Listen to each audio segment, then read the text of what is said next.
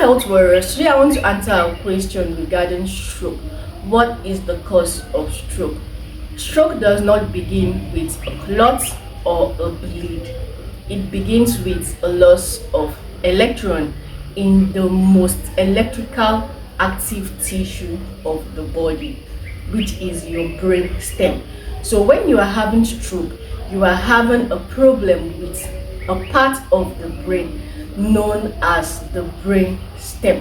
What is the function of the brain stem? The brain stem is a master regulator of life's essential. And when I mean life essential, I'm referring to things such as your breathing, your blood pressure, and your heart rate.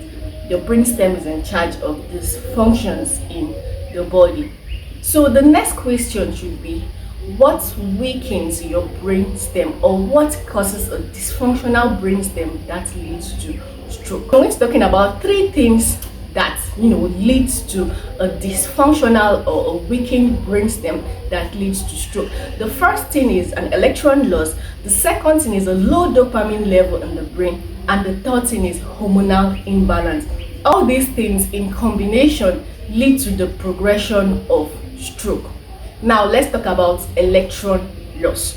What causes electron loss in the brain stem? It is important for you to know that your brain stem has a dense amount of mitochondria, and because it has a dense amount of mitochondria, these mitochondria need electrons to run properly to be able to produce adequate ATP to function. However, when you have factors such as your poor lighting, you have an environment that is disconnected from nature, you have a poor sleep, all these things rob and steal electrons from your brainstem, and this leads to a loss of electrons in your brainstem. Now, when this happens, the next thing that occurs is, as a result of a loss of electron, you also have what we call an increase in oxidative stress. This increase in oxidative stress now damages the very engine that powers your brain function, which is your brain stem. A high level of oxidation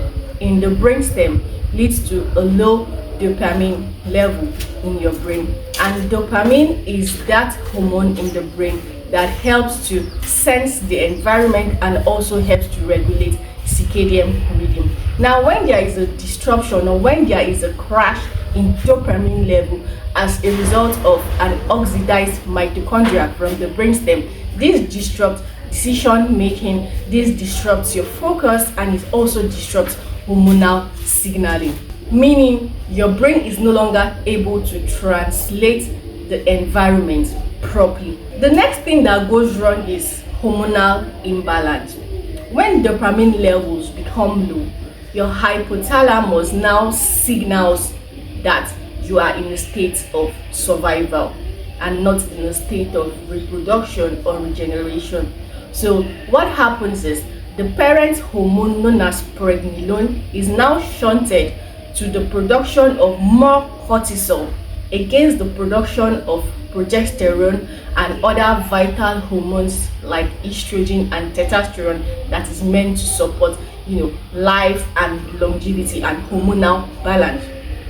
However, after a long period of time of the body producing cortisol, what happens is the body now cannot keep up with the production of cortisol, and after a while cortisol production drops.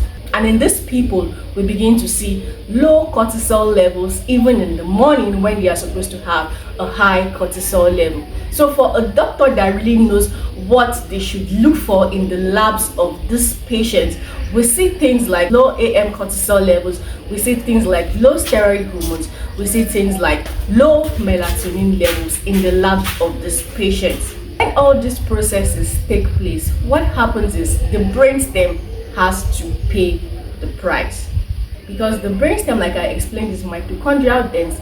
It needs a proper electrical flow in it. It needs a clean amount of fuel, and it also needs a large amount of electrons to be able to function. Also, you now have that in combination with low dopamine levels in the brain. You also have low cortisol levels. You also have low melatonin levels, which is meant to regenerate and you also now have an addition of a high amount of oxidative stress that creates, a large amount of free radicals in the brain. And this, and also in combination with dehydration, sets the perfect stage for stroke to occur. Basically, stroke is really more than a circulatory problem, because I see a lot of people who are trying to, address stroke or heal from stroke, and the focus mainly on addressing circulation issues, or they are trying to reduce their blood pressure, or they are trying to reduce their sugar level in order for them to be able to reverse stroke. You really have to go way beyond all these things. You have to be able to stop that loss of electron that is occurring in the brain. You will also need to supply your brain with the adequate nutrients that is needed, for healing of the brainstem and regeneration. And the most important thing is you just have to reconnect back to nature, because nature has that abundance of electrons that is needed to regenerate and to heal you from stroke.